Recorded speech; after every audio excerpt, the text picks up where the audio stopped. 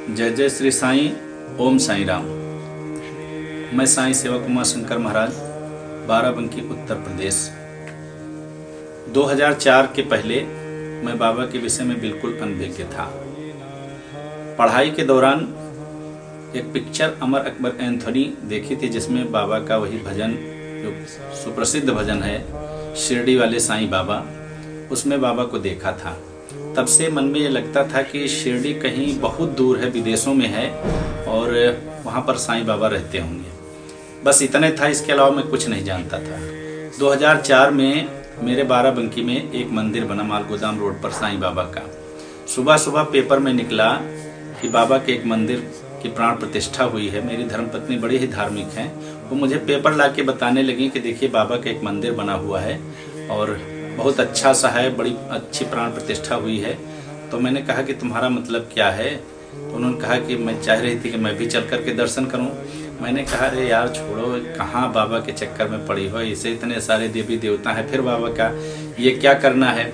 आई गई बात हो गई। उसी के दूसरे दिन मुझे जो है एक रेलवे स्टेशन पर जाकर के रिजर्वेशन करवाना था। मैं अपनी धर्मपत्नी को लेकर के घर से निकला, पुलिस लाइन चौराहे पर पहुंचा तो वहाँ से दो रास्ते हैं रेलवे स्टेशन जाने के लिए। एक मालगोदाम रोड होकर के जाता है और दूसरा पुलिस लाइन होकर के जाता है। संयोग बस मैंने मालगोदाम रोड को ही चुना कि मालगोदाम रोड होकर के चलते हैं।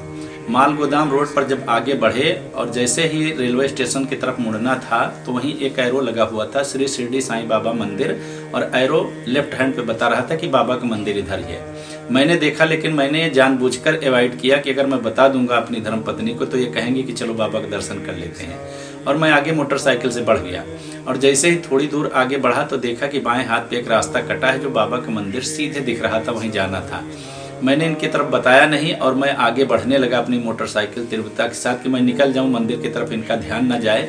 लेकिन इन्होंने देख लिया और कहा कि बाबा के ही मंदिर है शायद। मैंने कहा होगा, चलो पहले चलते हैं वहाँ रेलवे स्टेशन चल करके रिजर्वेशन कराते हैं। और मैं जैसे ही उसी मोड़ पर पहुंचा जिधर से मुड़ते हैं बाबा की तरफ, मेरी मोटरसाइकिल ऑटोमेटिक उधर मुड़ गई। मैं चाह रहा था कि मेरी मोटरसाइकिल सीधे जाए, लेकिन मैं विवश था कि मेरी मोटरसाइकिल ऑटोमेटिक अपने आप घूम गई और सीधे मंदिर पर जाकर के खड़ी हो गई। मंदिर खुला हुआ था, मैं उतरा और सामने देखा कि सीढ़ियाँ लगी हुई हैं और ऊपर बाबा का मंदिर बना हुआ है। हम पति पत्नी दोनों लोग उतर करके सीढ़ियों से चढ़ करके जब बाबा के सामने जैसे ही पहुंचे, बस मेरे हाथ पैर और शरीर एकदम सुन्न हो गया। मैं सिर्फ बाबा को देखता रहा और शायद बाबा मुझे देखते रहे। बड़ी देर तक यही क्रम चलता रहा, लगभग 10 मिनट तक ऐसी ही स्थिति रही। मैं चाह करके भी अपना हाथ इधर उधर नहीं कर पा रहा था और बाबा की आंखों से दो ज्योति निकल रही थी, वो मेरे आंखों में समाहित होती चली जा रही थी। मैं समझ नहीं पा रहा था कि आखिर ये सब क्या हो रहा है। और ऐसे जड़वत बना मैं खड़ा रहा, कुछ भी नहीं कर पा रहा था, सोचने समझने की शक्ति कुछ भी नहीं थी। बस मैं उसी ज्योति को निरंतर देख रहा था, बाबा की आंखों से निकलती हुई और अपनी आंखों में प्रवेश करती हुई। 10 मिनट के बाद एक लड़का वहीं पर काम करता है, वो आया और उसने मेरा नाम लेकर के मुझे पुकारा। तब वो तंद्रा भंग हुई और वो ज्योति जो मेरे नेत्रों में जा रही थी वो भी समाप्त हो गई। अब मैंने उसकी मुखातिब हुआ, मैं उसकी ओर, और उसने मुझे बाबा के विषय में बताया कि अभी 10 दिन पहले ही बाबा का मंदिर बना है और पीछे फिर गुरु स्थान बना हुआ है। गुरु स्थान पर ले जाकर के नीम का वृक्ष और बाबा को दिखाया, जबकि मैं कुछ भी नहीं जानता था ये गुरु स्थान क्या है। दत्तात्रेय भगवान का मंदिर और टुम्बर के नीचे था, उसको भी दिखाया। फिर ले जाकर के आया, बाबा की निरंतर धूनी जल रही थी जहाँ पर, वो ले जाकर के उसने मुझे दिखाया कि ये द्वारिका माई है।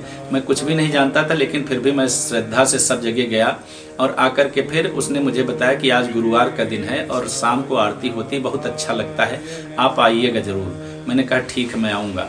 और फिर बाबा को वहीं प्रणाम किया और प्रणाम करके फिर मैं वहाँ से चल पड़ा धर्मपत्नी के साथ। मेरी पत्नी ने मुझसे पूछा कि बाबा से आपने कुछ मांगा?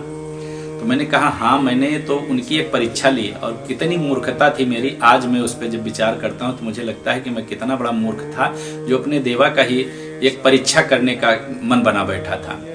उस समय मैं एनजीओ का एक काम करता था। लगभग 4 साल पहले मुझे एक प्रोजेक्ट मिला था जिसका पूरा भुगतान नहीं हो पाया था।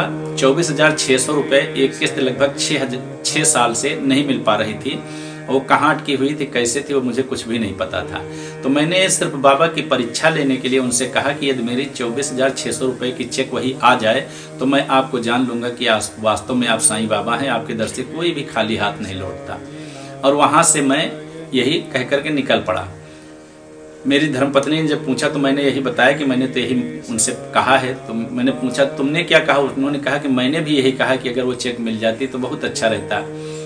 फिर उसके बाद हम लोग रेलवे स्टेशन गए, रेलवे स्टेशन से रिजर्वेशन करवा करके मैं जब घर पहुंचा तो घर पे मुझे मेरी भतीजी ने बताया कि आपके पास से डाकिये का फ़ोन आया है और उसने कहा है कि आपका कोई एक लेटर आया है, आप आकर के हेड पोस्ट ऑफिस में उससे कलेक्ट कर लीजिए। ये वो दिन थे जब लैंडलाइन हुआ करते थे, मोबाइल फ़ोन नहीं हुआ करता था। हमारी धर्मपत्नी ने कहा हो ना हो सकता है बाबा ने वही 24,600 के चेक ही मंगवा दिया। हमने कहा पागल हो गई, 6 साल से जिसका कोई अता पता नहीं है और अभी उनसे कहा और तुरंत आकर के वो चेक मिल जाएगा। उन्होंने कहा अच्छा ठीक है, जाइए आप वहाँ पे देख लीजिए और अगर चेक मिलती है तब भी नहीं मिलती है तो उसने कहा कि गुरुवार की शाम को आरती होती तो आप आरती में चले जाइएगा। मैंने कहा ठीक है। मैं जब वहाँ हेड पोस्ट ऑफिस पहुँचा तो पता लगा कि जो डाकिया मुझे पत्र देने वाला था वो उस दिन बहुत जल्दी ही अपने घर चला गया है। और फिर मैं निराश होकर के मैंने धर्मपत्नी को सामने पीसीओ से फ़ोन किया कि वो शायद चला गया है। तो उन्होंने कहा कोई बात नहीं, लेकिन आप जाइए।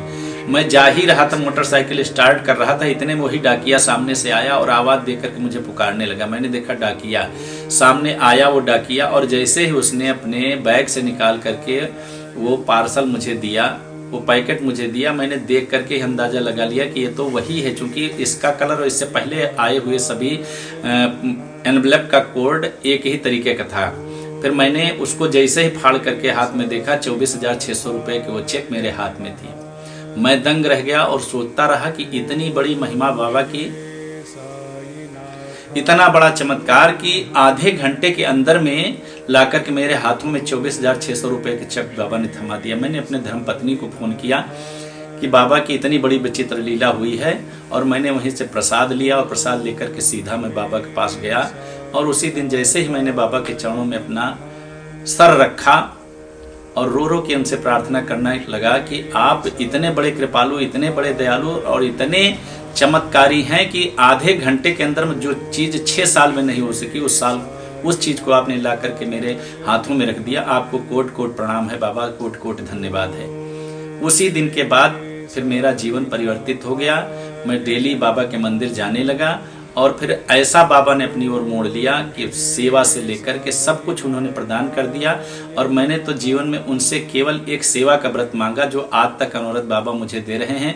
और उनके सेवा के अतिरिक्त मैं अपने जीवन में कुछ भी नहीं करता, कोई काम नहीं करता, सिर्फ बाबा की सेवा करता हूँ। और उनसे यही प्रार्थना है कि आजीवन मुझसे ऐसे ही सेवा लेते रहें बस।